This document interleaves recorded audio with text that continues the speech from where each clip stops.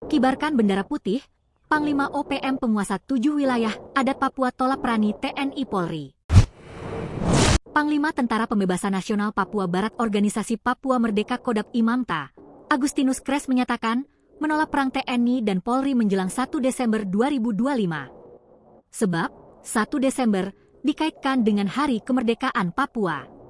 Sehingga tidak boleh ada kontak senjata. Siapapun yang mempunyai agenda politik di tanah ini harus izin kepada tuan rumah adat.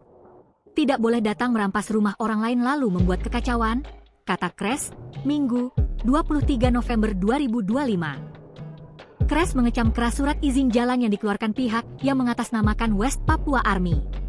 Kami menegaskan bahwa wilayah Kodap Imamta tidak bisa dipakai, dikendalikan atau dimasuki secara sepihak oleh kelompok manapun, ujarnya. Ia menegaskan, tidak pernah mengetahui dan menerima apalagi menyetujui dokumen mobilisasi massa menjelang 1 Desember 2025. Dokumen itu bukan dari kami dan siapapun yang bergerak mengatasnamakan Kodap Imamta tanpa izin dianggap tidak sah dan melanggar aturan adat, kata Kres. Panglima yang menguasai 7 wilayah adat yakni Kota Kabupaten Jayapura, Kabupaten Sarmi, Kerom, dan Mamberamoraya adalah zona damai. Dia menegaskan, Mamta tempat aman bagi masyarakat.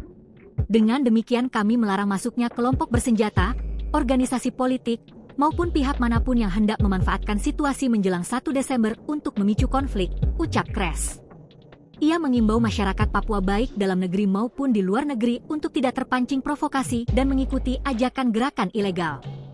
Kodap 1 Mamta penjaga perdamaian di wilayah perbatasan RIPNG dan menyatakan, mereka menolak segala bentuk aksi bersenjata DN mobilisasi massa. Kres juga menolak upaya provokasi yang berpotensi mengganggu ketenangan masyarakat. Download Tribun X sekarang, menghadirkan lokal menjadi Indonesia.